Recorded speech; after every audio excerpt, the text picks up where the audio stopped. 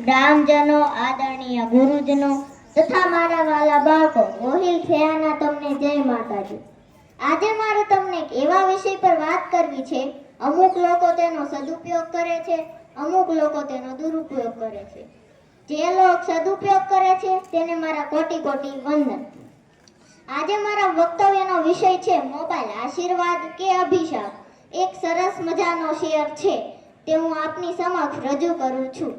बदलती दुनिया का ऐसा असर होने लगा, बदलती दुनिया का ऐसा असर होने लगा कि आदमी पागल और फोन स्मार्ट होने लगा, आदमी पागल और फोन स्मार्ट होने लगा।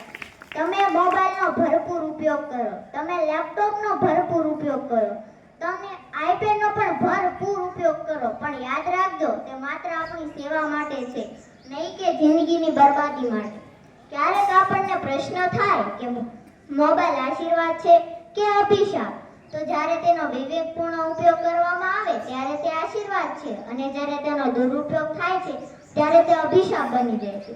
મોબાઈલના અનેક ફાયદા છે, જેવી રીતે કે વાતચીત કરવા, વિડીયો કોલ કરવા, વોટ્સએપથી એકબીજાને સંદેશા અને વોઇસ મેસેજ મોકલવા, શિક્ષણને લગતા વિડીયો જોવા, ફોટા પાડવા, વિડીયો બનાવવા અને પૈસાની લેવડ દેવડ પણ મોબાઈલથી શક્ય છે। મોબાઈલના જેટલા ફાયદા છે તેટલા જ ગેરફાયદા છે, આપણે સૌ જાણીએ છીએ। મોબાઈલમાં વાતો કરતા કરતા પુષ્પા સ્ટાઇલમાં ડ્રાઇવિંગ કરતા લોકો મોતને સીધું આમંત્રણ આપે છે। શોર્ટ વિડીયો જોવા અને બનાવવામાં લોકો પોતાનો મોટા ભાગનો સમય બરબાદ કરે છે, અને બાળકો તો ફોન વિના જમતા જ નથી। તારીખ 20 જાન્યુઆરી 2025ના ન્યૂઝપેપરમાં મેં વાંચ્યું હતું કે ગુજરાત રાજ્યના 64% બાળકો મોબાઈલના વ્યસની છે। 64% બાળકો મોબાઈલના વ્યસની છે। ગેમ રમવામાં કે સેલ્ફી લેવાના ચક્કરમાં અમુક લોકો મોતને ભેટે છે। અમુક દીકરીઓ તો એવી રીતે સેલ્ફી લેતી હોય છે કે આકાશમાંથી ચાંદા મામા પણ કહે છે, જોજો ભાણીબા મારી આંખમાં ભોગો ન વગાડ। મોબાઈલમાં ફ્રી ફાયર, પબજી જેવી ગેમ રમવાથી બાળકોના સ્વભાવમાં ચીડિયાપણું, માથાનો દુખાવો અને આપઘાત જેવા બનાવોમાં વધારો થઈ રહ્યો છે। ગુજરાતના જાણીતા ઉદ્યોગપતિ સૌજીભાઈ ધોળકિયાએ પોતાના એક ઇન્ટરવ્યુમાં કહ્યું હતું કે આગામી 20 વર્ષમાં મોબાઈલના કારણે ઘરે ઘરે ગાંડો જોવા મળશે। આખરે હું તમને એક પ્રસંગ કહી મારું વક્તવ્ય પૂરું કરીશ।